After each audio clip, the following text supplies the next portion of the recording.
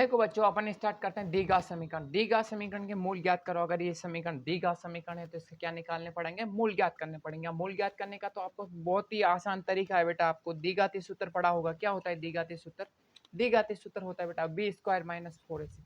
तो पहले इसके मूल चेक करने के लिए, इसका द्विघात समीकरण चेक करने के लिए क्या करेंगे, मतलब ऐसी समीकरण जिसमें क्या होना चाहिए बेटा, ध्यान से देखना।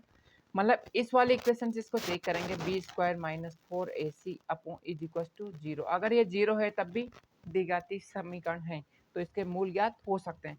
अगर देखो बेटा बी स्क्वायर माइनस 4ac, अगर इसका मान 0 से कम है, लेस देन इक्वल्स टू, तो इसका मान 0 से कम है, तो इस समय इस कंडीशन में अपन इसके द्विघात, इसके मूल ज्ञात नहीं कर सकते। एक और कंडीशन है, B square minus 4ac is greater than 0। अगर इसका मान 0 से बड़ा है तब भी अपन इसके क्या ज्ञात कर सकते हैं, इसके मूल ज्ञात कर सकते हैं। तो शुरुआत करते हैं बिना टाइम वेस्ट किए। तो एकदम चैनल को लाइक एंड सब्सक्राइब कीजिए, और जो भी डाउट है बिल्कुल पूछे बेटा तुम्हारे भाई के साथ। देखो फर्स्ट क्वेश्चन क्या है बेटा, क्या है, क्या बोल रहा है कि गुणनखंड विधि। गुणनखंड विधि तो आपने बचपन से पढ़ते हुए आ रहे हो कि गुणनखंड विधि होती क्या है। गुणनखंड विधि का अपन यूज करेंगे। गुणनखंड विधि का यूज करने के बाद अपन को देखेंगे कि समीकरण द्विघात समीकरण है या नहीं। पहले तो इसके मूल ज्ञात करने के लिए अपन को क्या करना पड़ेगा। देखो बच्चों, अपन ने देखा था मूल ज्ञात करने के लिए अपन को सबसे पहले इसका करना पड़ेगा कि समीकरण के मूल ज्ञात करने के लिए सबसे पहले तो अपन को देखना पड़ेगा कि समीकरण, मैं इसको थोड़ा सा सेट कर लूँ, चलो ठीक है। देखो बेटा, पहले इसकी तुलना किससे करेंगे, बी स्क्वायर माइनस 4ac। अब देखो बेटा, अपन को क्या चाहिए, बी स्क्वायर माइनस 4ac। अब इनकी वैल्यू कहाँ से निकलेगी, तो इस अपन स्टैंडर्ड फॉर्म होती है X square plus B X plus C is equal to 0। ये इसकी स्टैंडर्ड फॉर्म होती है। स्टैंडर्ड फॉर्म से अपन क्या करते हैं, इसकी कंपेयरिंग करते हैं। जो बेटा एक्स स्क्वायर से मल्टीप्लाई होगा वो ए का मान होगा, जो एक्स से मल्टीप्लाई होगा वो बी का मान होगा, जो किसी से भी मल्टीप्लाई नहीं होगा वो सी का मान होगा। देखो बेटा, यहाँ से ए का मान क्या निकला, ए का मान मुझे बताओ 1, बी का मान क्या है -3, सी का मान क्या है यहाँ से -10। अब इसको यहाँ पे पुटअप कर देते हैं। देखो बी का स्क्वायर -3 का स्क्वायर -4a की जगह क्या है बेटा 1, और सी की जगह -10 इज इक्वल टू 0 है, तो 0 नहीं करेंगे तो नहीं करेंगे। देखो बेटा 3 का स्क्वायर 9 माइनस माइनस प्लस 4, 4 को 10 से किया तो 40। देखो बेटा 40 और 9 कितना होता है 49। तो ये वाली कंडीशन 0 से बड़ा है क्या, तो इस कंडीशन में अपन इसके मूल ज्ञात कर सकते हैं क्या, अभी बताया था तुम्हारे पास तुम्हारे सामने। तो इस कंडीशन में अपन इसके क्या नहीं ज्ञात कर सकते हैं, इस कंडीशन में अपन इसके मूल ज्ञात कर सकते हैं। तो बेटा मूल ज्ञात करने के लिए क्या होगा, इसी समीकरण के ऐसे गुणनखंड कीजिए, जो ए स्क्वायर का मल्टीप्लाई होगा उसको कहाँ पे मानते हैं, पीछे। तो इसका मल्टीप्लाई क्या है, कुछ भी नहीं होगा तो 1 होगा। 1 को 10 से मल्टीप्लाई किया तो 10x, 10x को 10x, 10x को x से मल्टी 10x को 10x। अब 10x के ऐसे गुणनखंड कीजिए, मैं इधर करके बता रहा हूँ बेटा, देखना ध्यान से। 10 के ऐसे गुणनखंड कीजिए कि जिनको गुणा करने पे तो माइनस के 10 आ जाए, और जोड़ने घटाने पे 10 आ रहा है तो 5 की टेबल से आता है, 5 की टेबल से 1 टाइम बार। तो बेटा इसके गुणनखंड क्या हुए, तो इसके गुणनखंड हुए, देखो बेटा इस क्वेश्चन को थोड़ा सा अभी स्किप करते हैं, यहाँ पे बताते हैं, ध्यान से देखिएगा। देखो बेटा देखो बेटा, इस वाली इक्वेशन के बाद में अपन इस क्या करेंगे, अगर इसके मूल अपन इसके द्विघाती समीकरण है, इसके अपन ने निर्धारित कर दिया कि ये समीकरण द्विघात समीकरण, तो अब इसके क्या निकाल लें, मूल। मूल निकाल लें, तो मूल किसके निकालेंगे बेटा, ध्यान से देखना। मूल निकालने के लिए सबसे पहले अपन को क्या करना पड़ेगा, देखो मूल के लिए X square -3x -10 is equal to 0, ऐसी कुछ समीकरण दे रखी, ये वाली समीकरण। इसी समीकरण को मैंने यहाँ नोट किया।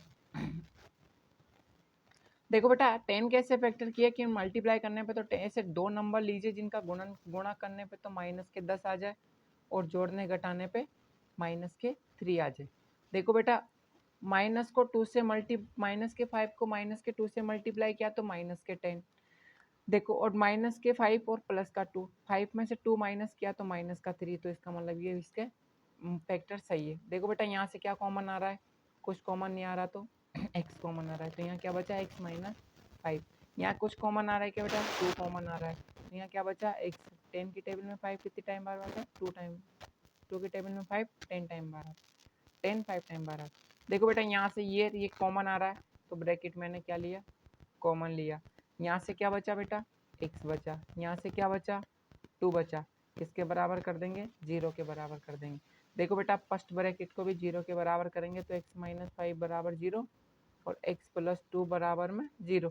देखो बेटा यहाँ से क्या बचा, इधर आके प्लस का हो गया, इसको इधर आके ये किसका हो गया माइनस का हो गया।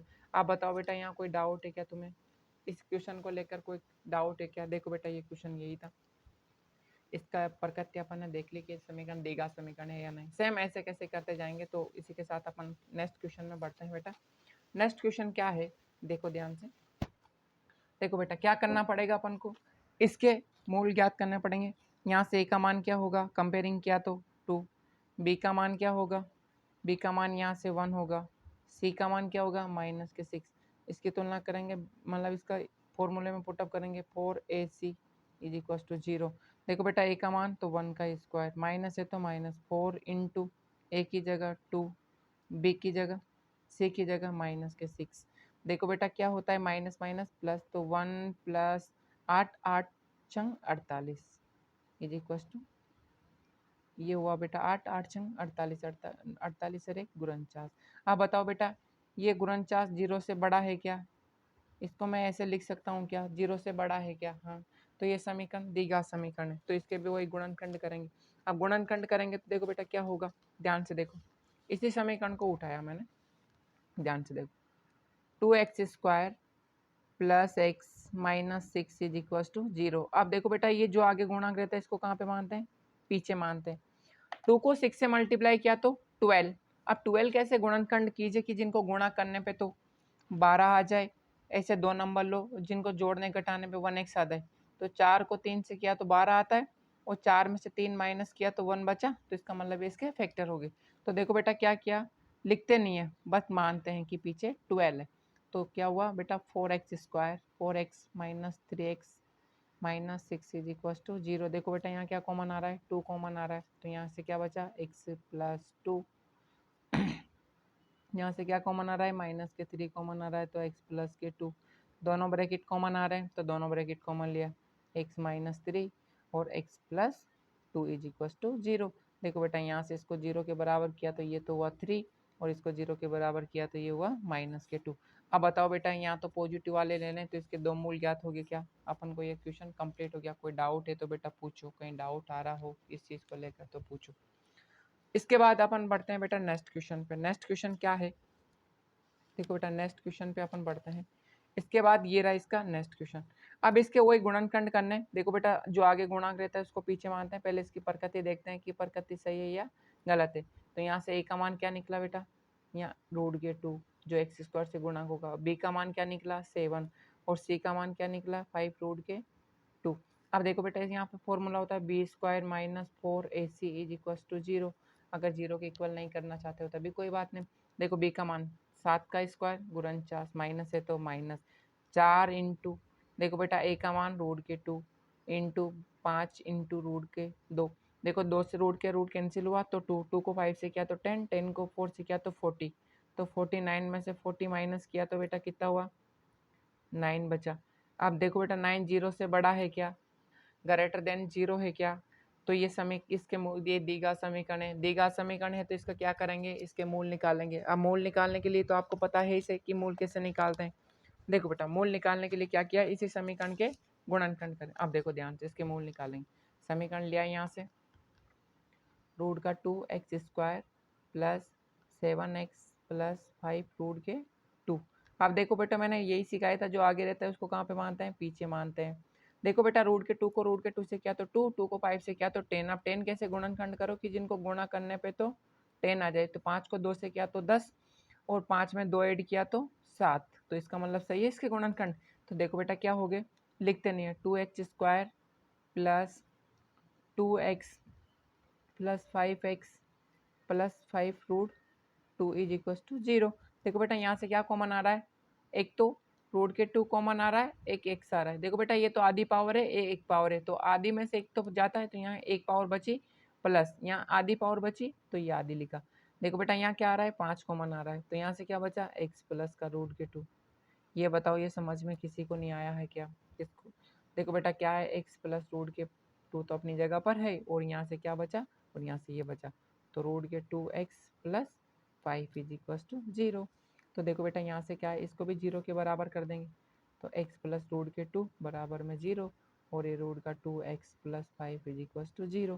तो यहाँ से x का मान क्या निकला बेटा, माइनस के रूट का 2, और यहाँ से रूट का 2 x बराबर यहाँ से 5, तो यहाँ से x का मान क्या निकला, माइनस के 5 अपॉन रूट के 2। इसके दो मूल आगे बेटा बताओ कोई डाउट आया है कि इसको निकालने में। चलो इसी के साथ अपन बढ़ते हैं बेटा आगे नेक्स्ट क्वेश्चन में। नेक्स्ट क्वेश्चन ये रहा बेटा, देखो बेटा नीचे अपॉन 8 आ रहा है, तो पूरी समीकरण का क्या लिया, एलसीएम लिया, या ऐसा करो पूरी समीकरण को 8 से गुणा कर दिया। गुणा क्यों कर रहे हैं, क्योंकि बेटा अपॉन में आ रहा है तो सी की वैल्यू अपॉन में आएगी, फिर तुम कैलकुलेशन करोगे तो वो तो जाएगा, आसान तरीके से कंप्लीट हो जाएगा, बट लोग बहुत प्रॉब्लम आता है ना बेटा, तो इसलिए चीज को अपन इस प्रॉब्लम को यहीं सोल्व करेंगे। देखो क्या होगा, समीकरण पूरी को किससे मल्टीप्लाई कर दिया, 8 से किया, तो 8 को 2 से किया तो 16x स्क्वायर, 8 को 1 से किया तो 8x प्लस 1 है तो 1 बराबर में 0 है तो 0। यहाँ से ABC के मान पता चल गया क्या, यहाँ इसकी b स्क्वायर माइनस 4a से, देखो b का मान 8 का स्क्वायर कितना होता है बेटा 64, माइनस 4 इंटू 16 इंटू 1, 4 को 16 से किया तो 64 माइनस 64। अब देखो बेटा मैंने बताया था कि ये समीकरण बी स्क्वायर माइनस 4ac या तो 0 हो या ग्रेटर देन हो, तो ये दी गई समीकरण है। अगर ये लेस देन है तो बेटा इसके मूल अपन ज्ञात नहीं कर सकते, तो इसके मूल ज्ञात नहीं कर सकते हैं, पूरा सेम ये फॉर्मूला मेथड लगाएं। ऐसे में बेटा देखो ये वाला क्वेश्चन है, 100 को कहाँ पे मल्टीप्लाई करेंगे, पीछे, पहले इसके मूल देख लेते हैं। यहाँ से ए का मान कितना हुआ बेटा 100, बी का मान कितना हुआ माइनस का 20, सी का मान कितना हुआ प्लस का 1। किससे तुलना करेंगे बेटा इसकी वही B square minus 4ac is equal to 0। देखो बेटा नहीं 0 के इक्वल मत किया करो बेटा, ये तो मैं बताता हूँ। देखो 20 का स्क्वायर बेटा होता है 400, बी का मान रख दिया, माइनस है तो माइनस, 4 को 100 से किया तो 400 बराबर में 0, 400 में 400 गया तो 0। अगर इसका मान B square minus 4ac greater than 0 है क्या, यस 0 से बड़ा है क्या, या 0 है क्या, या इक्वल है क्या, तो ये समीकरण दी गई समीकरण है। तो इसके मूल निकालेंगे। अब मूल कैसे निकालेंगे बेटा, जो 100 है इसको कहाँ पे मानते हैं, पीछे मानते हैं। अब 100 कैसे गुणनखंड कीजिए कि जिनको ऐसे दो नंबर लो जिनको गुणा करने पे तो कितना आ जाए 100 आ जाए, और जोड़ने घटाने पे माइनस का 20 आ जाए, तो 10 को 10 से किया तो 100, और माइनस का 10 और माइनस का 10 कितना होता है माइनस का 20, तो इसका मतलब ये इसके फैक्टर हो गए। देखो बेटा फैक्टर क्या निकले यहाँ से, देखो देखो बेटा क्या होगा, 100x square minus 10x plus 1 is equal to 0। देखो बेटा यहाँ क्या है 10x इक्वल टू 0। देखो बेटा यहाँ से क्या कॉमन आ रहा है, 10 कॉमन आ रहा है, तो ये मैंने 10 और एक x कॉमन आ रहा है, तो यहाँ से तो 10 और x बचा, यहाँ पे 1 बचा। यहाँ पे कुछ कॉमन नहीं आ रहा तो माइनस का 1 आ रहा है, क्योंकि ब्रैकेट एक जैसा बनाने के लिए अपन को माइनस के 1 कॉमन लिया, 0 के बराबर कर दिया। ये वाला ब्रैकेट कॉमन आ रहा है क्या, 10x माइनस 1, तो यहाँ से क्या बचा 10x minus 1 is equal to 0। देखो बेटा दोनों को 0 के बराबर कर देंगे, दोनों समीकरण को 0 के बराबर कर देंगे, तो देखो बेटा क्या होगा, ध्यान से देखो 10x minus 1 is equal to 0, और भी 10x minus 1 is equal to 0।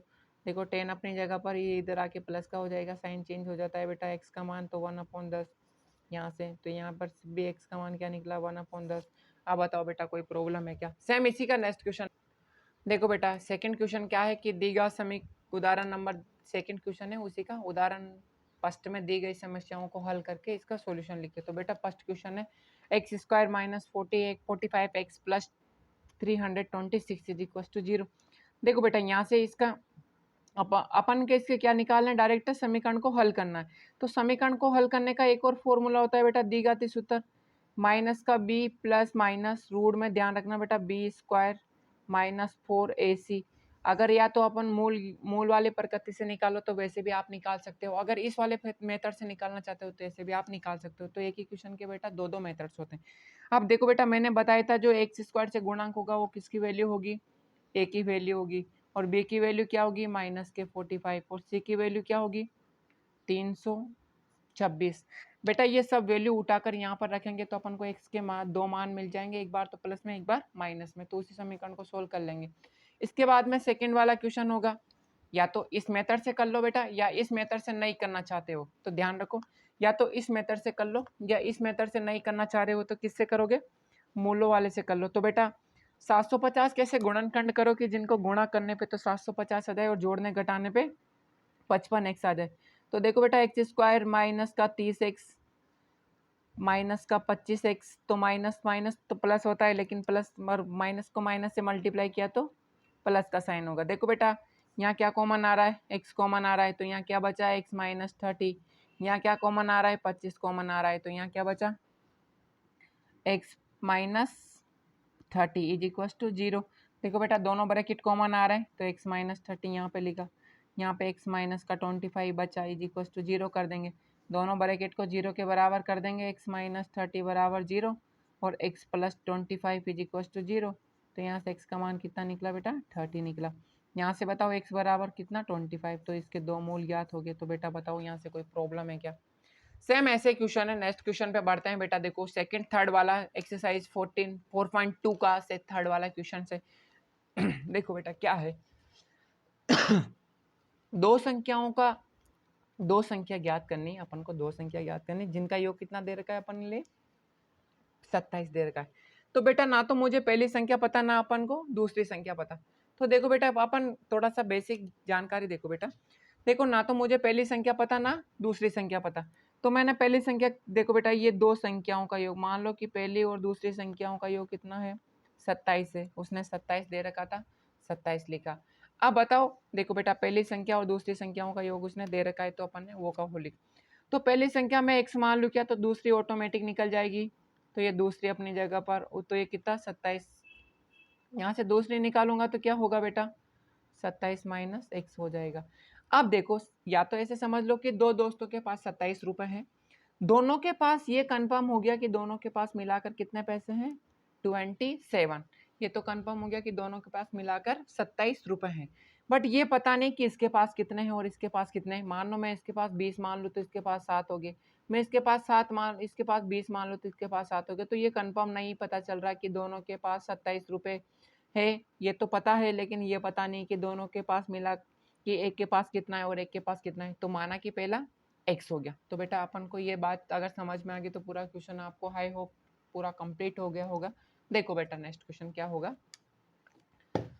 देखो पहला दो संख्या, तो माना की पहली संख्या, इसका सोल क्या होगा, माना की पहली संख्या बेटा, देखो बेटा पहली संख्या क्या होगी, देखो बेटा पहली संख्या माना की पहली संख्या क्या मान ली बेटा मैंने x, तो दूसरी क्या होगी अभी आपको बताया था पेड में तो पता चल गया ना, क्या दूसरी क्या होगी 27 माइनस एक्स। अब इन दोनों का अकॉर्डिंग टू क्वेश्चन प्रश्नानुसार इन दोनों का गुणनफल, इसका और इसका गुणनफल किसके बराबर करना है 182 के बराबर। तो ये पहला x और दूसरा 27 minus X is equal to 0।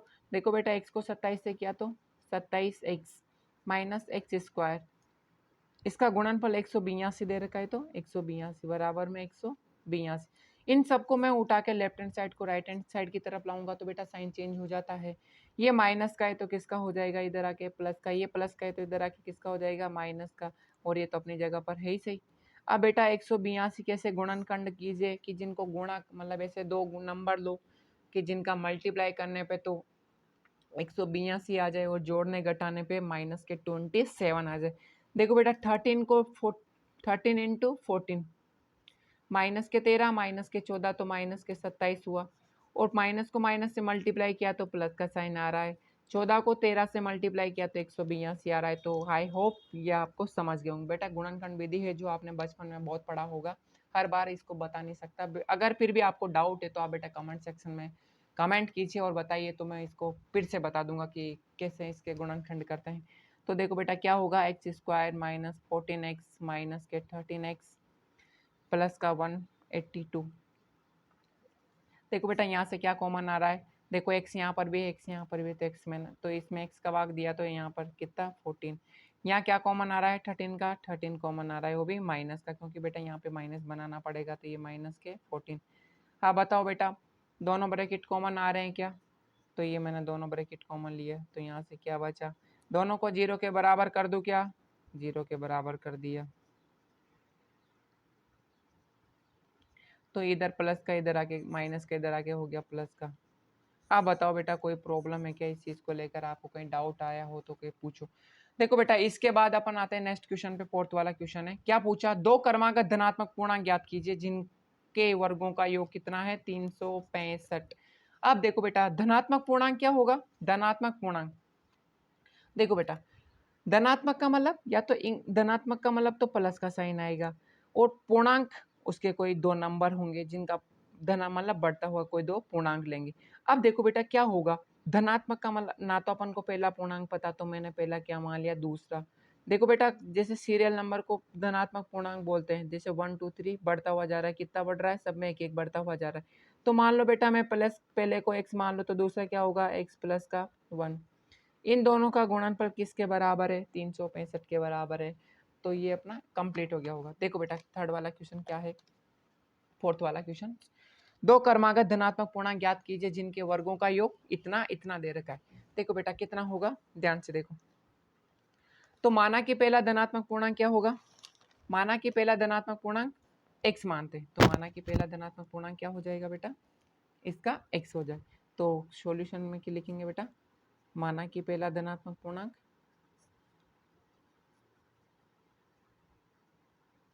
पहला धनात्मक पूर्णांक x होगा, तो दूसरा क्या होगा बेटा? x plus 1। इन दोनों का गुणनफल, इसने बोला जिसके वर्गों का योग, इसका भी वर्ग इसका भी वर्ग, तो इसका योग ये योग कर दिया और इसका भी वर्ग कर दिया, और किसके बराबर? 365 के बराबर। देखो बेटा ये तो a प्लस बी का होल स्क्वायर बन रहा है, ये एक्स स्क्वायर अपनी जगह पर, a square plus B square 2ab plus B square, इनको इधर लेके आ जाऊंगा तो माइनस के 364 इज इक्वल टू में कुछ नहीं बचा तो 0 बचा। देखो बेटा एक और एक, देखो एक एक्स और एक एक्स कितना होता है? 2x, और 365 में से एक माइनस किया तो 64 बचा। तो बेटा इसके क्या बने? 2x square plus 2x minus के 364 इज इक्वल टू 0। अब देखो बेटा 2 कॉमन आ रहा है तो समीकरण को छोटा बना लूँ क्या मैं? समीकरण 2 में 2 का डिवाइड कर दिया, तो यहाँ क्या बचा? X square plus X minus का 2 1 जा 2 8 बार 2 बार इज इक्वल टू 0। अब बेटा 182 के तो अपन ने वापस वही गुणनखंड किए ना, किन कैसे गुणनखंड करो कि गुणा करने पे तो 182 आ जाए और जोड़ने घटाने पे 1x आ जाए। तो देखो बेटा गुणनखंड में बता देता हूँ, प्लस के 14, 14 में से 13 माइनस किया तो एक बचा प्लस का, और 14 को 13 से मल्टीप्लाई किया तो माइनस के 182, प्लस को माइनस से किया तो माइनस। आई होप आपको ये चीज समझ में आई होगी बेटा। अगर ये समझ में आ गया तो अपन नेक्स्ट क्वेश्चन पे बढ़ते हैं। देखो बेटा 5 नंबर का क्वेश्चन है। 5 नंबर का क्वेश्चन क्या बोल रहा है, ध्यान से देखो एक बार। 5 नंबर का क्वेश्चन है बेटा, देखो क्या बोल रहा है कि देखो ध्यान से, एक समकोण त्रिभुज, समकोण त्रिभुज क्या होता है? जिसमें एक कोण कितने डिग्री का हो बेटा? 90 डिग्रीज का। तो ऐसा कोण ऐसा त्रिभुज जिसमें एक कोण कितने डिग्री का? 90 डिग्रीज का हो, समकोण त्रिभुज कहलाता है। देखो यहाँ से क्या होगा, उसने बोला कि इसके आधार की ऊंचाई से कम है। त्रिभुज की ऊंचाई है ना, वो ऊंचाई क्या है? आधार से 7 कम है, और इसका कर्ण दे रखा है। ये बेटा समकोण त्रिभुज होता है जिसमें कोण 90 डिग्री का, 90 डिग्री के सामने वाले भुजा कर्ण होती है और कोण के सामने वाली लंब होती है, बट इसमें अपन इसको आधार मान लेते हैं और इसको लंब मान लेते हैं। तो कोण कहाँ पे मान लिया बेटा मैंने? यहाँ पे इसका कोण मान लिया। ये आप मान सकते हो बेटा, क्योंकि जब तक कोण का बोला नहीं जाता, जब तक कोण अपन सेटिस्फाई नहीं कर सकते कि कहाँ पे कोण बना हुआ है। देखो बेटा कर्ण तो दे रखा है उसने 13 सेंटीमीटर, पता चल गया क्या तुम्हारे? लेकिन आधार से कितना? तो आधार में नेक्स्ट मान लेते कितना हो गया? इससे 7 कम हो गया। तो आपको पता हो गया, बस ये अगर समझ में आ गया तो पूरा क्वेश्चन कंप्लीट है बेटा आपका। देखो क्या होगा, मान तो मैंने क्या मान लिया, माना कि आधार क्या है? माना कि आधार कितना होगा बेटा? x। तो इसकी ऊंचाई क्या होगी? 7 कम है, तो आधार से 7 कम है। और कर्ण क्या होगा? कर्ण ये मान लेते हैं, कर्ण कितना है? 13। देखो बेटा पाइथागोरस पर में आपने फॉर्मूला पढ़ा होगा, बचपन में बहुत पढ़ा होगा। गौर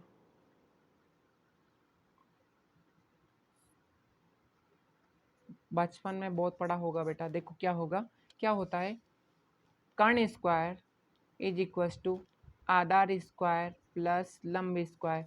देखो बेटा कर्ण का मान 13, 13 का स्क्वायर 169। आधार का मतलब एक्स का स्क्वायर प्लस ये कितना हो गया बेटा 7 माइनस एक्स का होल स्क्वायर। देखो बेटा a माइनस बी का होल स्क्वायर बन रहा है 169 अपनी जगह पर, ये एक्स स्क्वायर अपनी जगह पर, a square minus 2ab plus B square. अब इसको उठा के इधर लेके आऊँगा तो बेटा एक्स एक्स कितना होता है 2x स्क्वायर माइनस 14x और इधर आके किसका बचा बेटा माइनस का 120 इज इक्वल टू 0। अब बताओ बेटा यहाँ 2 कॉमन आ रहा है क्या, तो 2 कॉमन निकाल दिया।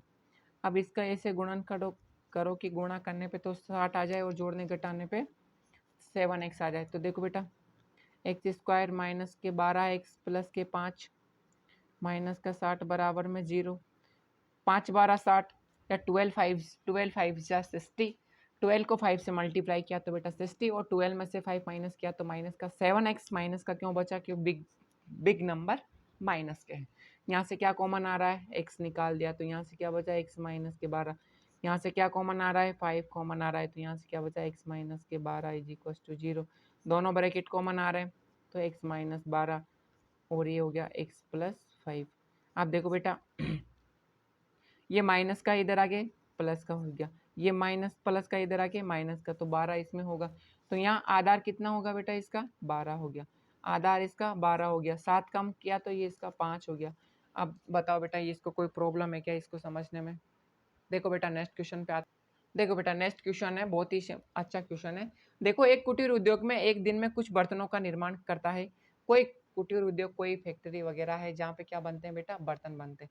वो ये कंफर्म हो गया कि वहाँ पे किसी का निर्माण करते हैं, बर्तनों का निर्माण करते हैं। तो देखो बेटा क्या किया, निर्माण करते हैं। एक दिन एक देखा गया कि प्रत्येक नग का निर्माण लागत कितने हैं रुपए में ज्ञात करनी है। लेकिन ये पता किया कि बेटा एक दिन देखा कि मान लो एक दिन इतने बर्तन बन रहे हैं, लेकिन उसके मालिक ने दूसरे दिन आकर देखा तो उसने क्या कहा कि कल तो x बन रहे, मान लो कल 10 बन रहे थे तो आज आके देखा तो आज 20 प्लस 3 बन रहे, उसके दुगने से 3 अधिक है। मान लो फर्स्ट में x बन रहा होगा तो उसका क्या कर देंगे दुगने से 3 अधिक है। और निर्माण लागत कितनी है बेटा इनकी 90 रुपए। तो अपन को बताने की बर्तनों की संख्या और बर्तनों की लागत कितनी है। तो बेटा अपन ने क्या मान लिया फर्स्ट इसका x मान लिया। तो माना कि एक दिन की लागत, एक दिन कुछ बर्तनों की संख्या, क्या मान लेता हूं बेटा मैं बर्तनों की संख्या को x मान लिया।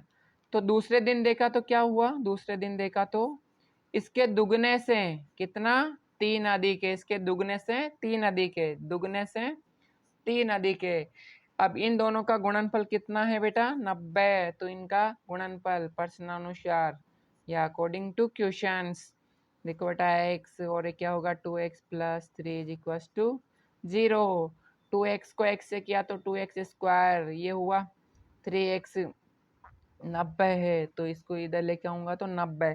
अब जो आगे रहता है उसको कहाँ पे मानते हैं बेटा पीछे मानते हैं।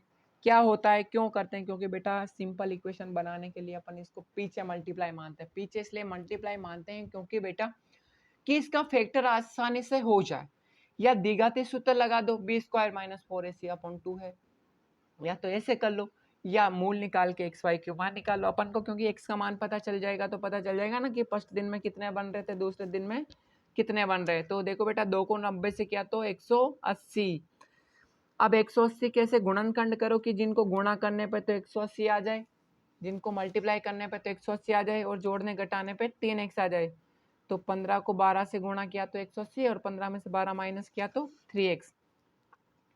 देखो बेटा 2x स्क्वायर माइनस का 12x प्लस का 15x माइनस का 19 इज इक्वल टू 0। यहाँ क्या कॉमन आ रहा है, एक तो 2 आ रहा है और एक x आ रहा है। तो बेटा यहाँ से क्या बचा x माइनस 6। यहाँ क्या कॉमन आ रहा है 15 कॉमन आ रहा है तो x माइनस 6। देखो बेटा दोनों को 0 के बराबर कर देंगे, दोनों इक्वेशन को दोनों ब्रैकेट को 0 के बराबर करेंगे। तो 0 के बराबर करेंगे तो बेटा 2x plus 15 is equal to 0। तो यहाँ से 2x की मान निकालेंगे तो ये माइनस का 15, तो यहाँ से x का मान निकालेंगे तो माइनस का 15 अपॉन 2। अब ऐसे यहाँ पे देखो बेटा x माइनस 6 बराबर में इधर आके 0 प्लस का हो जाए तो x का मान कितना है। मान लो फर्स्ट दिन कितना बन रहा है बेटा 6 बन रहा है, तो दूसरे दिन 12 और 3 15 दूसरे दिन कितना बन रहा है 15। तो इन दोनों की निर्माण लागत कितनी है बेटा 90 रुपए। क्या 15 को 6 से मल्टीप्लाई किया तो 90 आ रहा है। 6 15 90। आई होप आपको ये समझ में आया होगा। तो इसी के साथ में अपना ये वाला एक्सरसाइज हुआ कंप्लीट। तो दोस्तों आपको बताओ मुझे कि कहाँ पे आपको क्या डाउट है, कहाँ पे क्या डाउट आ रहा है। कोई क्वेश्चन समझ में नहीं आए तो बेटा पूछो, एक बार नहीं 10 बार पूछ दो। चलो मिलते हैं एक्सरसाइज 4.3 पे। चलो थैंक यू।